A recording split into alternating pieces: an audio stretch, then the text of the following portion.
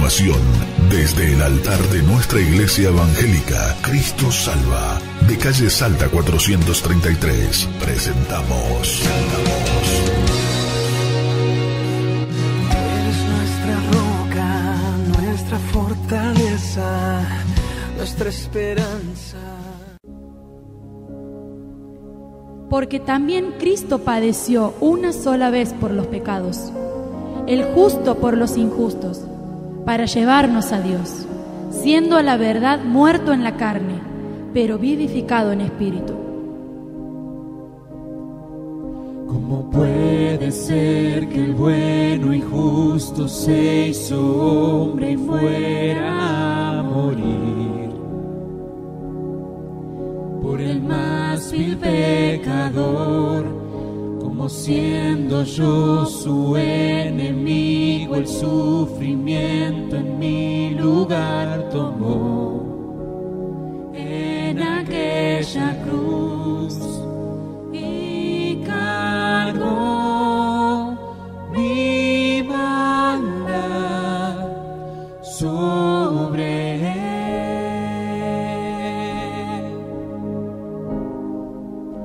Su rectitud por la fe mía es.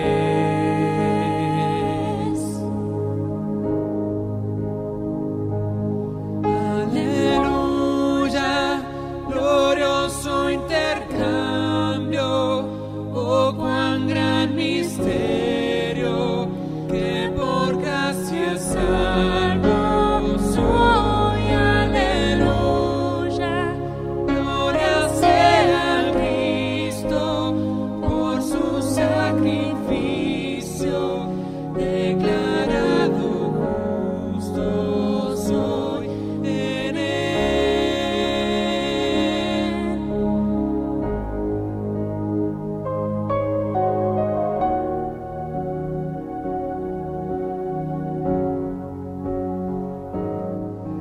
¿Cómo es posible que en Jesús, como a su Hijo, Él me recibió y su nombre llevó hoy, su perfecta vida de obediencia al Padre, al yo creer Él me otorgó y perdón me dio?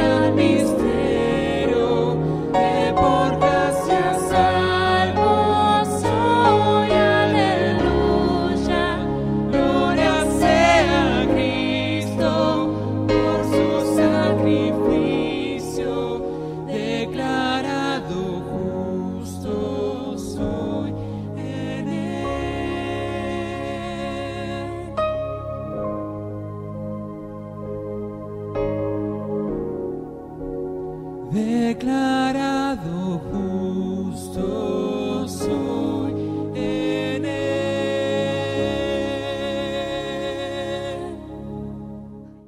Muy buenas noches, queridos hermanos y hermanas que por la gracia de Dios todos los domingos nos escuchan a través de Radio de la Fe, una sintonía de fe para tu vida, para bendecir tu vida.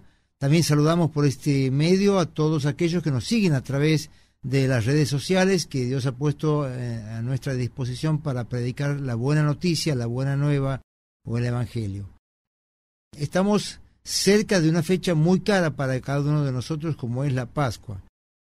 Y digo que esto es así porque vamos a conmemorar la muerte de nuestro Señor, pero sobre todo vamos a celebrar la resurrección del mismo, por la cual nosotros hemos entrado en el trono de la gracia, como dice su palabra, o por la cual tenemos vida eterna. Ahora bien, el camino hacia la cruz de nuestro Señor, sobre todo en la última semana, sobre todo en las últimas horas después de la última cena, está muy marcado en todos los evangelios, especialmente en el evangelio de Marcos, que vamos a leer o sobre el cual vamos a meditar en esta noche. Pero vamos a hacer un alto, porque no me voy a referir al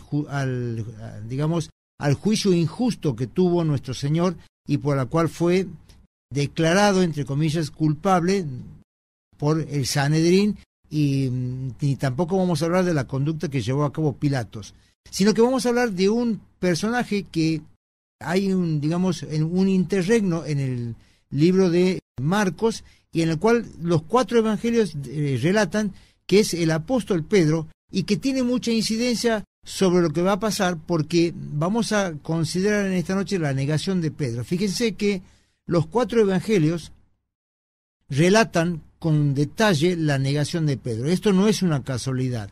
Tampoco la palabra de Dios es un libro que exalta los fracasos o idealiza a los hombres. Simplemente comenta, los 4 evangelios comentan la negación de Pedro debido a que obtenemos de él una enseñanza muy práctica para cada uno de nosotros, y que es referida al amor de Dios y al amor de nuestro Señor y a la misericordia por la cual Pedro, luego de la negación, fue transformado, fue restaurado, y obviamente después se convirtió en el apóstol Pedro, que escribió su carta y obviamente que se dirigió a los judíos para apacentar, como dijo nuestro Señor, a las ovejas, al pueblo de Israel y también a los gentiles. Por eso los invito que nos acompañen. Si usted tiene una Biblia en su casa, puede abrir en Marcos capítulo 14. Vamos a leer los últimos versículos. Estamos hablando de los versículos 66 al versículo 72. Por todos es conocida esta historia de Pedro cuando estaba allí en el patio del sumo sacerdote y es descubierto por una de las empleadas del sacerdote. Ahora dice así la palabra de Dios: estando Pedro abajo, dice el versículo 66, Marcos capítulo 14, si usted tiene una Biblia en su casa puede acompañarme en la lectura, si tiene una Biblia en su celular o en una tablet también puede hacerlo. Dice Marcos capítulo 14, verso 66, estando Pedro abajo en el patio, vino una de las criadas del sumo sacerdote, y cuando vio a Pedro que se calentaba mirándole, le dijo: tú también estabas con Jesús el Nazareno. Mas él negó, diciendo: no le conozco, ni sé lo que dices. Y salió a la entrada y cantó el gallo. Y la criada, viéndole otra vez, comenzó a decir a los que estaban allí: este es de ellos.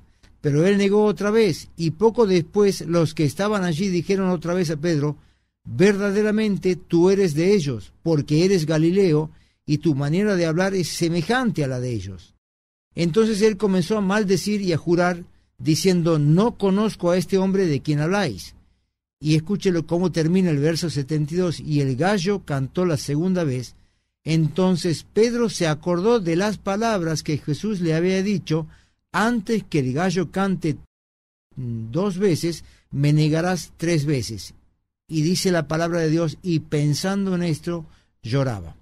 Claro, uno tiene que ir hacia atrás, hacia las horas en donde nuestro Señor se presenta junto con sus discípulos a celebrar la última cena, la última Pascua aquí en esta tierra. Y nuestro Señor dijo en su momento: cómo he querido, cómo he añorado celebrar esta Pascua con ustedes. Y obviamente discurre en la cena lo que todos conocemos. Ya Judas se retira, haz lo que tienes que hacer, y el diablo entra en su corazón después del bocado y él va a entregar a nuestro Señor. Pero en ese momento nuestro Señor refiere a una profecía del libro de Zacarías que está en el Antiguo Testamento, y esto debe haber sido extraño para los discípulos, porque dice: muchos de ustedes se escandalizarán de mí esta noche, le dice el Señor estando cenando con ellos.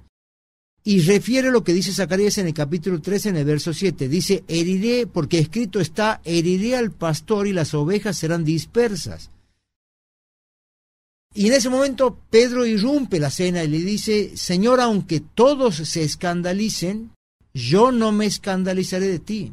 Si usted va al libro de Lucas relata también algo muy parecido, porque nuestro Señor está hablando Y en un momento dice, a donde yo voy ustedes no pueden ir conmigo. Y Pedro salta nuevamente, le dice, ¿por qué no puedo ir contigo? Mi vida pondré ante ti. ¿Qué le estaba diciendo Pedro? Hay una frase muy conocida y muy actual. Yo contigo voy hasta el cementerio, pero no entro, suelen decir ahora. Pedro le estaba diciendo, yo voy al cementerio y entro contigo. Yo mi vida voy a poner hacia ti, mi vida voy a poner por ti. Y Jesús, mirándolo con amor, le dijo, de cierto te digo que antes que el gallo cante 2 veces, tú me negarás 3 veces. Hago un paréntesis. Cuando hablamos de que el gallo iba a cantar, no hablamos de un animal. Hablamos de una trompeta que era utilizada por los romanos allí en la Torre Antonia. La Torre Antonia era la sede del poder romano en Jerusalén. Y la trompeta eran como unas áreas que marcaban el paso de las horas. Los romanos habían dividido el día en horas. Y una de las horas era justamente la tercer vigilia, que eran casi las 3 o 4 de la mañana. Evidentemente las trompetas, sonaban para hacer saber a la población que el paso o que las horas estaban pasando. Por eso se refiere nuestro Señor al canto del gallo, que traducido en latín se llama Gallicantum o Gallicinium. Hago esta aclaración para que podamos entender a qué se refería nuestro Señor cuando hablaba del canto del gallo. Pero allí está, en ese momento, el Señor dice que salen del aposento alto y van hacia un lugar llamado Getsemaní. Ahí, evidentemente, en el Monte de los Olivos, el Señor ora con su Padre. Grandes gotas de sudor caen de su frente. Y evidentemente los discípulos que lo acompañaban a un tiro de piedra se quedan dormidos. Y el Señor los insta a velar. Pues dice, el espíritu está presto, pero la carne evidentemente es débil. Ahora, cuando el Señor dice, ya está, es la hora de las tinieblas, vienen los apresores de nuestro Señor y Pedro se levanta, desenvaina su espada y le corta la oreja al siervo del sumo sacerdote, que la palabra de Dios nos dice que se llamaba Malco.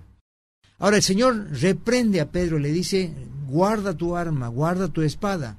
¿O no crees que yo puedo pedir a mi Padre y enviará a legiones de ángeles para que obviamente me auxilien en este momento? El Señor le estaba diciendo a Pedro, no es esta la voluntad de mi Padre. Yo tengo que desandar el camino para morir por ustedes y por todo el mundo en la cruz. Por lo tanto, guarda tu arma. Y en ese momento toca la oreja del siervo y esta oreja es sanada. Miren, siempre he pensado lo siguiente. Hubiese bastado para que todos vean el milagro, porque todos vieron el milagro de nuestro Señor con el siervo y cómo les restauró la oreja con solo tocarla. Eso debió haber bastado para que ellos retrocedan frente a nuestro Señor. Sin embargo, la turba estaba lanzada. Era la hora de las tinieblas. Judas traicionaba a su maestro en este momento.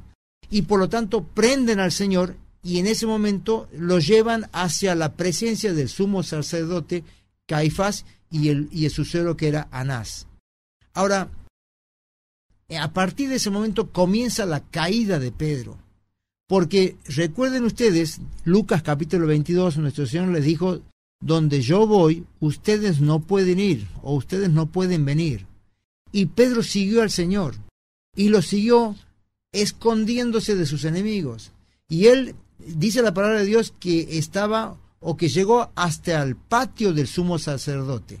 Yo creo que este era el último lugar a donde Pedro podía haber ido, porque si hubiese hecho caso a lo que el Señor les decía, Pedro no debió haber estado en ese momento y en ese lugar. Él se equivocó de lugar y se equivocó de hora. Es más, dice la palabra de Dios que él se estaba calentando al fuego de unos carbones porque hacía frío en ese momento. Y en ese momento él intentó pasar desapercibido, se intentó camuflar, se intentó esconder de los enemigos. ¿Qué intentó hacer? Mimetizarse con los enemigos de nuestro Señor. Dice la palabra de Dios que nosotros tenemos que ser sal y luz en el mundo. No podemos identificarnos con nuestros enemigos, no podemos mimetizarnos con el mundo, debemos sobresalir, y esto lo digo sin discriminación alguna. Los cristianos tenemos que sobresalir del resto para hacerles saber que en nosotros vive nuestro Señor y tenemos que llevar una vida de victoria y tenemos que reflejar en nuestro rostro y en nuestro cuerpo y en nuestras acciones una vida de victoria, porque el Señor dijo: no se esconde una luz debajo del candelero, debajo del combustible, sino que la luz está arriba. Dice: ustedes son sal y luz en el mundo. A partir de ustedes, a partir de los discípulos de nuestro Señor, el mundo tiene sabor y el mundo tiene luz. Y nosotros estamos llamados a ser santos como nuestro Señor fue santo. Por lo tanto, no podemos cometer el mismo error que Pedro lo cometió, aunque es muy fácil hacerlo. Ahora, Pedro estaba en ese momento al cobijo de los carbones del enemigo, al cobijo del fuego del enemigo. Y fue descubierto por una mujer. La empleada del sumo sacerdote de repente irrumpe en la noche y le dice: tú eres uno de ellos.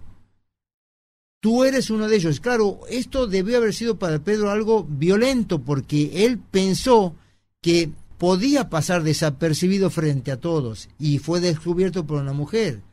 Y él niega la primera vez y suena la trompeta. Ahora la mujer insiste: tú eres uno de ellos, y eso contagia al resto de todos los que estaban allí. Dice que todos se levantaron y comenzó a decirles: tú eres uno de ellos porque te reconocemos por la forma de hablar. Ahora, ¿qué hace Pedro? Maldice y niega por segunda vez, y la trompeta ya había sonado por la tercera vez, y dice que él se acordó de las palabras de nuestro Señor, porque en ese momento, cuando sonó la segunda trompeta y Pedro ya había negado 3 veces, el Señor sale de la presencia del Sanedrín y es llevado hacia Pilato y se cruzan las miradas. Y a partir de ese momento, Pedro se acuerda de lo que el Señor le había dicho y dice que llora amargamente. Ahora, fíjense que la negación de Pedro no vino a consecuencia de torturas, de golpes, de apremios ilegales. Vino porque una mujer, simplemente le bastó el testimonio de una mujer para que Pedro se quiebre y para que Pedro traicione, entre comillas, niegue al Señor. Ahora, ¿cómo podría él haberlo negado a nuestro Señor si él justamente fue invitado por nuestro Señor a ser pescador de hombres? Lucas capítulo 5 nos habla de la pesca milagrosa. Habían salido a pescar, Pedro era pescador junto con los discípulos, y esa noche habían bogado a mar adentro y no habían pescado absolutamente nada. Y de repente el Señor les dice: ¿habéis pescado algo? Dice: hemos bogado toda la noche y no hemos logrado nada. Echen la red a la mano derecha. Y dice que la red se rompía de tantos peces. Y a partir de ese momento, nuestro Señor le dijo a Pedro: a partir de este momento, ustedes van a ser pescadores de hombre. Por eso me preguntan por qué Pedro negó, o cómo pudo haberlo negado. Él presenció cuando Jesús sana a su suegra. Él fue invitado de honor junto a Juan y a Santiago en el monte de la Transfiguración. Era imposible que Pedro niegue al Señor, sin embargo lo negó. Claro, cuando nuestro Señor estaba efectuando todas estas señales y milagros y cuando gozaba del cariño y el calor del pueblo, Pedro entendió que debía seguirlo. Pero ahora que Jesús había sido llevado hacia el sumo sacerdote y que pesaba sobre él falsas acusaciones, por cierto, Pedro entendió: esto no es un buen negocio, no es un buen negocio que me encuentren o que me encuentren parecido a los discípulos, y por lo tanto negó a nuestro Señor y maldijo haber estado con él. Y aquí comienza el periodo de caída de Pedro, y es una caída libre, en primer lugar porque Pedro confió en sus fuerzas antes que confiar en nuestro Señor. ¿Cuántos de nosotros ponemos confianza en nuestras propias fuerzas y creemos que por nuestras propias fuerzas y por nuestros propios méritos podemos alcanzar salvación? Y la palabra de Dios dice lo contrario. Dice, el Señor les dijo a ellos en Juan capítulo 15, separados de mí, nada pueden hacer. Pedro se había olvidado de lo que había hablado con nuestro Señor y él confió en sus fuerzas. Miren, la palabra de Dios tiene un ejemplo de un joven que era muy rico, pero tenía un problema espiritual. Él entendió que había vida después de la muerte y él fue hacia nuestro Señor entendiendo que nuestro Señor tenía las respuestas para la vida eterna. Y en un momento le dijo: Maestro bueno, ¿qué voy a hacer para heredar la vida eterna? ¿Qué quería decir este joven? ¿Cómo puedo hacer para que todo lo que tengo aquí lo lleve conmigo después de muerto, porque yo confío en todo lo que tengo aquí. Y nuestro Señor, escudriñando su corazón, le dijo todos los mandamientos, ¿sabes? Y le empezó a recitar los mandamientos que tenían que ver con los hombres. No matarás, no robarás, no dirás falsos testimonio. Todo esto he cumplido desde mi juventud, le dijo. Te falta una cosa. Te falta dejar de confiar en ti mismo. Dice, ve, vende todo lo que tienes y sígueme. Y la historia se cierra diciendo, este joven se fue apesumbrado porque tenía mucho. Claro, había puesto la confianza en los bienes materiales, como Pedro puso su confianza en su propia capacidad. Le dijo, Señor, aunque todos mis codiscípulos se escandalicen, yo nunca me voy a escandalizar de ti. Y dice en Lucas, mi vida voy a poner por ti. Fue el primer paso de su caída, confiar en sí antes de que nuestro Señor. Pero en segundo lugar, él cayó también porque no entendía lo que estaba en juego en ese momento. Era el momento de las tinieblas y había una lucha entre el poder de las tinieblas con nuestro Señor. Por supuesto, nuestro Señor va a vencer en la muerte, o va a vencer con la muerte al que tenía el imperio de la muerte, y esto va a ser luego de su muerte y en su resurrección. Pero en ese momento se jugaba un partido muy importante y Pedro no entendió. Él entendió que debía pelear con los instrumentos carnales, por eso desenvainó su espada. También Pedro flaqueó no solamente en su fe, sino en su oración, sino en la oración, en la forma de comunicarse con nuestro Señor. Si usted retrocede en el libro de Marcos, en el capítulo 13, nuestro Señor va con ellos a orar y nuestro Señor se separa y está a un tiro de piedra. Y Él empieza a orar y cuando vuelve los encuentra durmiendo los discípulos y los insta nuevamente a orar. Y en su segunda oración el Señor desciende y los encuentra y dice, ¿no habéis podido velar ni siquiera una hora? Dice, he aquí, el cuerpo es peligroso, dice, el alma está, el espíritu está presto, pero la carne es débil. Pedro fue débil en su carne, Pedro fue débil en su fe, y Pedro dio lugar a su propia carnalidad. Leí por ahí, y me llamó mucho la atención, de que algunos escritores comparan a Judas con Pedro. Dicen algunos, bueno, evidentemente Pedro hizo lo mismo que Judas. Judas traicionó al Señor, Pedro negó, que es sinónimo de traición. Yo creo que, más allá de que podamos entender algún tipo, o podamos encontrar algún tipo de comparación con algunas actitudes, dista mucho esto de ser así, porque Judas no se arrepintió, y Pedro sí se arrepintió. Pedro lloró amargamente, dice Lucas, dice, él lloró y buscó un lugar para esconderse.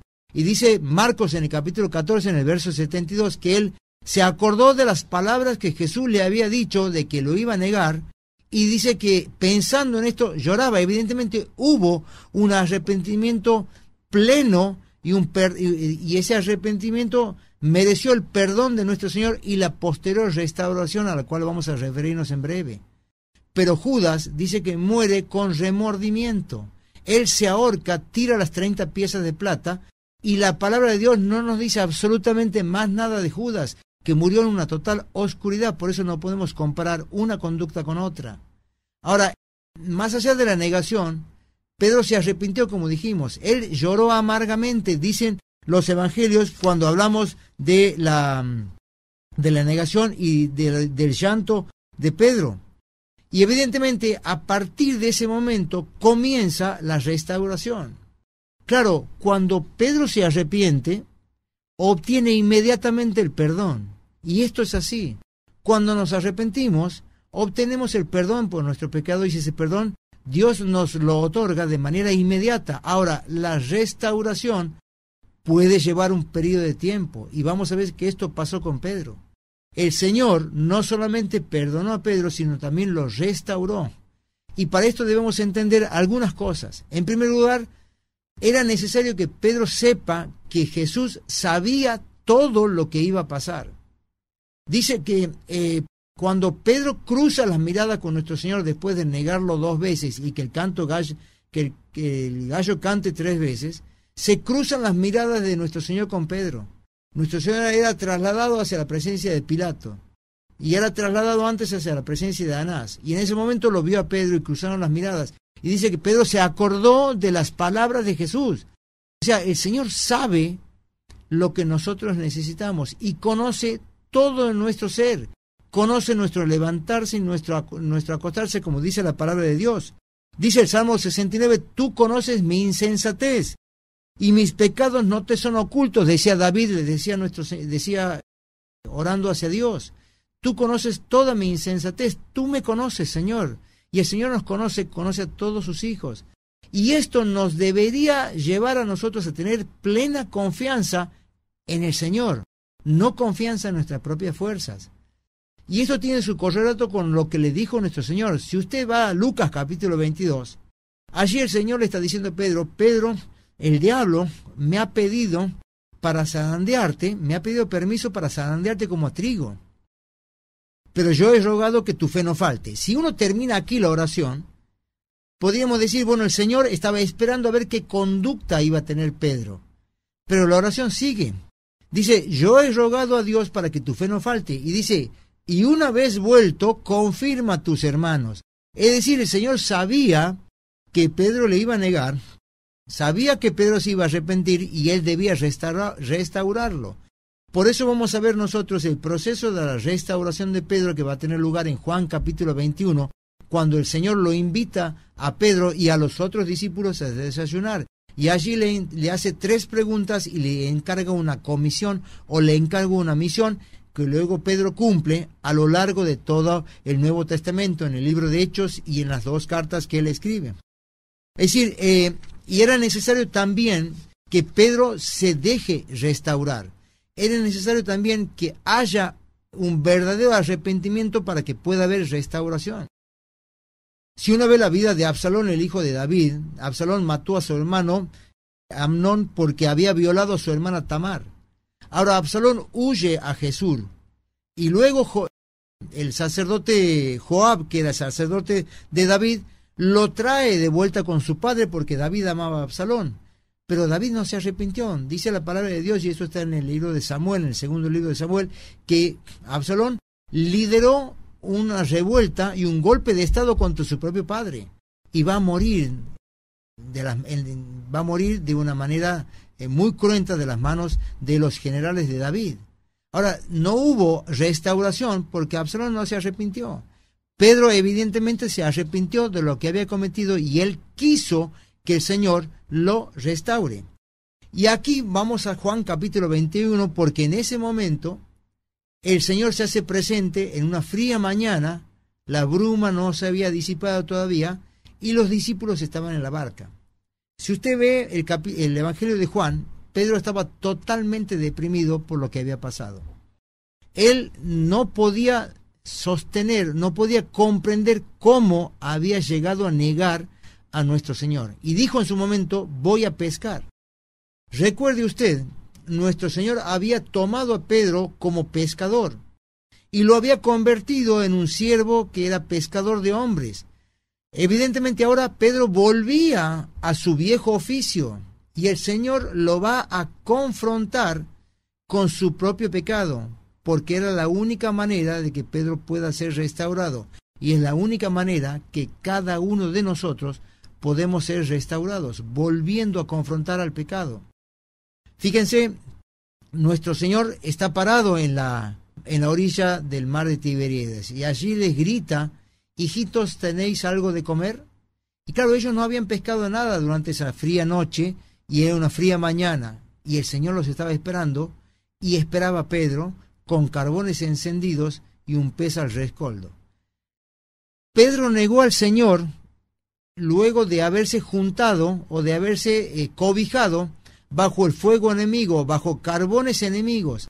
Ahora el Señor volvía a poner los mismos carbones, pero eran fuego amigo. Y en el mismo lugar, digamos, preparó exactamente la misma escenografía para que Pedro pueda confrontar con su pasado. Y esto ocurre con cada uno de nosotros. Dice la palabra de Dios, hay un ejemplo que Esaú, hijo de Isaac, traicionó a su padre, Jacob traicionó a su padre porque engañó a su padre Isaac creyendo que era Esaú para lograr su primogenitura. Y luego de que engaña, él huye. y está casi 2 años fuera de la presencia de su padre, escapándose de Dios. Pero Dios hace confrontar a su pecado, porque cuando él volvió, su suegro, en lugar de darle la mujer que le había prometido, le da a su propia hermana. Y evidentemente esto implica el mismo engaño, o lo engaña de la misma manera que Jacob engañó a su hermano y a su padre, haciéndose pasar para lograr su primogenitura. Dios nos confronta con nuestro propio pecado. Y aquí está Pedro, y nuestro Señor le va a hacer 3 preguntas y va a haber 3 respuestas. Algunos dicen, fueron 3 preguntas porque fueron 3 las negaciones. Pero yo creo que esto encierra algo mucho más profundo, porque las 3 preguntas llevan a una misión ulterior que el Señor le encarga a Pedro ya en la restauración completa. Y aquí la primera pregunta, si usted lee Juan capítulo 21, el Señor está frente a Pedro y frente a sus discípulos. Y le dice, Simón, hijo de Jonás, ¿me amas más que estos? Y yo quiero desbrozar esta pregunta porque es muy interesante. El Señor los llama por el nombre antiguo de Pedro, no lo llama Pedro ni le dice Cefas en griego, sino lo llama Simón, hijo de Jonás. Si usted va a Mateo capítulo 16, allí nuestro Señor está con todos los discípulos, y nuestro Señor le pregunta a todos los discípulos, ¿qué dice la gente? ¿O de quién dice la gente de quién soy yo? Y todos empiezan a decir, bueno, algunos dicen que sos un profeta, otros que eres un maestro, otros que eres un discípulo de Juan el Bautista. ¿Y ustedes quién dice que soy yo? Le dice nuestro Señor, les preguntó. Y Dios les revela a Pedro y le dice, tú eres el Cristo, el Hijo del Dios viviente. Y nuestro Señor, volviendo a Pedro, le dice, bienaventurado eres Simón, porque no te lo reveló ni carne ni sangre, sino mi Padre que está en los cielos. Y dice algo más, y a partir de ahora te llamaré Cefas o Pedro. Cambia el nombre, y sobre esta piedra voy a edificar mi iglesia, es decir, sobre la verdad absoluta. Por eso Pedro después habla de que Cristo es la piedra del ángulo que los edificadores han puesto para crear a la iglesia. Y sobre esta fuerza de defender la verdad que tienes, voy a crear la iglesia. Y ahora le estaba diciendo Simón, hijo de Jonás, o sea, se olvidó de Pedro, lo vuelve digamos, el proceso de restauración implicó hasta volver a su nombre anterior. Y le dijo algo más, ¿me amas más que estos? ¿Por qué le dice así? Porque Pedro en su soberbia había dicho, aunque todos se escandalicen, yo no me voy a escandalizar. Aunque todos mis codiscípulos te abandonen, yo no te abandonaré. Y le dice, ¿me amas más que estos? Miren, los griegos tenían 3 formas de definir o de llamar al amor. Había, la palabra eros englobaba el amor sexual o el amor sensual. La palabra filos se refería al amor fraternal. Pero después había un tercer amor o una tercera palabra que era la que resumía el sublime amor, que era agapao. Era el amor único de Juan capítulo 15, del amigo que da la vida por su amigo. Según dijo nuestro Señor, no hay mayor amor para un amigo que dar su vida por su amigo. Y ya no os llamaré siervos, sino ahora sois mis amigos. Y el Señor estaba por dar su vida en perfecto amor, que era el agapao. Y ese amor es el que le pide y le pregunta a Pedro, ¿me amas, agapao, más que todos estos? Y Pedro estaba tan avergonzado, no podía levantar su mirada. Uno se imagina, vuela en su imaginación en esta conversación de tú a tú que tiene Pedro con nuestro Señor. Y le dice, Señor, tú sabes que te quiero, filos. Pedro le contesta diciendo, te aprecio bastante. Y nuestro Señor tiene que seguir restaurándolo a Pedro porque le dice en ese momento, apacienta a mis corderos. Y le hace la segunda pregunta, y esto de apacienta a mis corderos tiene que ver con la misión que le va a dar el Señor a Pedro. Y le dice, Simón, hijo de Jonás, ¿me amas? Y Pedro vuelve a decirle, sí, Señor, tú sabes que te quiero. Entonces el Señor le dice, pastorea a mis ovejas. ¿Por qué habla de apacentar corderos y de pastorear ovejas? Porque le estaba diciendo a Pedro que Pedro debía encargarse de las ovejas de Israel y también de las otras ovejas. Dice Juan capítulo 10, yo soy el buen pastor y el pastor da su vida por las ovejas, que era en ese momento el pueblo de Israel. Pero también dice el Señor, tengo otras ovejas, que las llamaré redil, y esas otras ovejas eran los gentiles, los no judíos. De todos estos debía encargarse Pedro en su predicación. Y esto no entendió Pedro sino hasta Hechos capítulo 10, cuando es llamado por nuestro Señor para predicarle a Cornelio, que estaba en Cesarea de Filipo. Cornelio era un general romano, era un gladiador romano muy importante que había sido muy benevolente con los judíos. Y ellos le dijeron a Pedro, es necesario que atiendas a esta persona. Pero antes, Pedro había tenido una revelación de nuestro Señor. Y Cornelio había tenido la misma revelación, que debían juntarse. Y cuando Pedro va a Cesarea, va de mala gana y dice en un momento, ustedes saben que para un judío, cuánto aborrece un judío juntarse con un gentil. Pero cuando Cornelio se hace presente y Cornelio comienza a hablar, Pedro entiende que había sido enviado por Dios. Y dice la palabra de Dios que Pedro dijo, ahora entiendo que Dios no hace acepción de personas. Ese eran apacentar los corderos y pastorear las ovejas. La oveja es la madre del cordero, y si uno disciplina a las ovejas, disciplina a los corderos por carácter transitivo. Eso estaba diciendo nuestro Señor que tenía que hacer Pedro una vez restaurado. Pero viene la tercera pregunta. Y le vuelve a preguntar, Simón, hijo de Jonás, ¿me amas? Y Pedro se entristece. Y ya no es el Pedro orgulloso del versículo 66. Ya no es el Pedro orgulloso del capítulo 13 de Juan. Del capítulo 19, 20 y 21 de Juan. Y le dice, Señor, tú sabes todas las cosas, tú sabes que te quiero. Y el Señor termina su restauración diciéndole, apacienta mis ovejas. ¿Cómo iba a apacentar las ovejas? Predicando la buena noticia, predicando el Evangelio. Y esto vemos cómo Pedro, a partir de ese momento, en Hechos capítulo 2, Pedro comienza a hablar delante de todo el Sanedrín y de todos los judíos, y le dice, pueblo de Israel o varones judíos, este Cristo que ustedes crucificaron, Dios lo elevó y lo llevó a lo sumo y lo hizo sentar a su diestra. Y luego de que Pedro relata todos los errores que habían cometido, ellos se arrepienten y dicen, ¿qué vamos a hacer?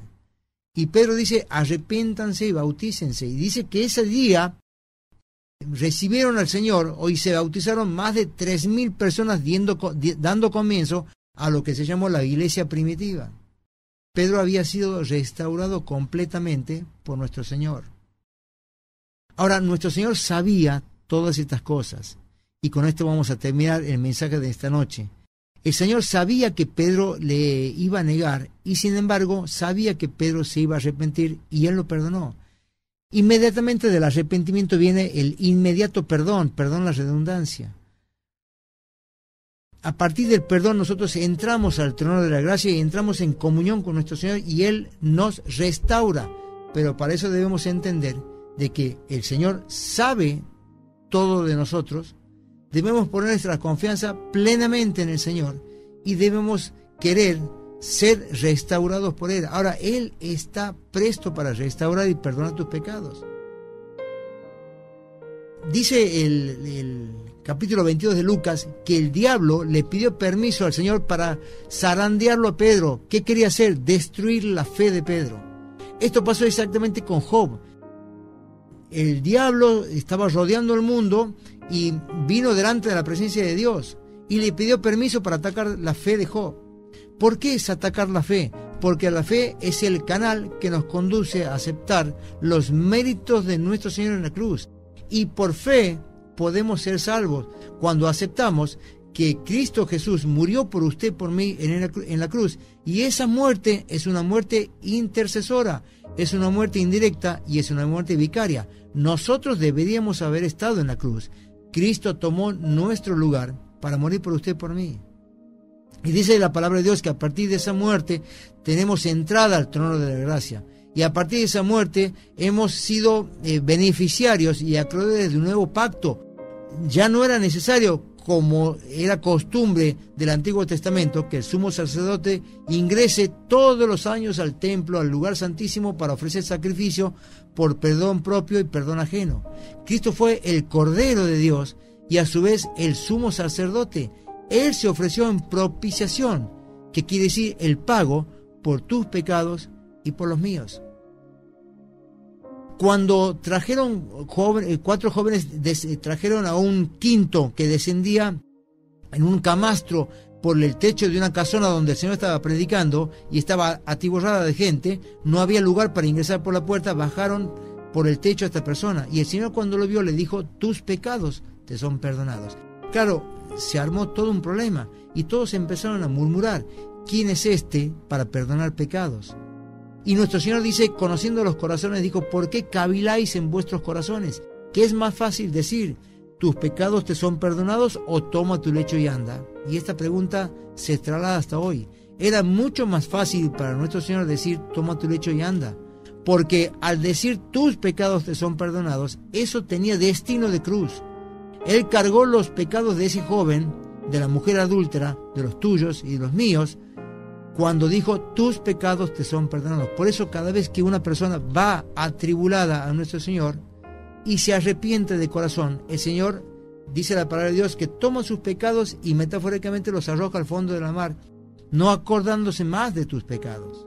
Y eso es lo que el Señor quiere hacer contigo en esta noche. Claro, me dirás: yo no sé cómo hacerlo, yo no sé cómo conversar con Dios. Por eso yo te invito, allí a donde estás, que cierres los ojos, que converses con el Señor y le digas: Señor, he vivido escondido como Pedro, te he negado muchísimas veces con mi boca, con mis actos, con mi conducta, pero ya no quiero hacerlo nunca más. Quiero aceptarte como mi Salvador personal, quiero que tú me perdones como lo perdonaste a Pedro y me restaures como lo restauraste a Pedro. Si este es tu deseo del corazón, Cristo inmediatamente te perdona. Cristo inmediatamente te pone el ropaje de hijo de Dios y tienes a partir de ese momento una vida de victorias. No es que no tendrás problemas en este mundo, porque evidentemente vivimos en un mundo de problemas. Dice el Señor: en el mundo van a tener aflicciones, pero confíen, yo he vencido al mundo. Una cosa es transitar el mundo sin Dios, sin Cristo y sin esperanza, y otra muy distinta es hacerlo junto con Él. Y Él te invita en esta noche a que confíes para que Él pueda perdonar tus pecados. Yo te invito a que lo hagas en una oración sencilla, e inmediatamente serás acreedor a las bendiciones de nuestro Señor. Muchas gracias por su atención. Ha sido un gusto conversar con ustedes. Nos veremos cuando así Dios lo disponga en un nuevo mensaje que podamos dar a partir y por intermedio de la Radio de la Fe. Felices Pascuas de Resurrección para todos y cada uno de ustedes. Este programa fue una presentación de Iglesia Evangélica Cristo Salva, en la calle Salta 433, capital de Santiago del Estero. Tú eres mi canción, tú escuchas mi clamor.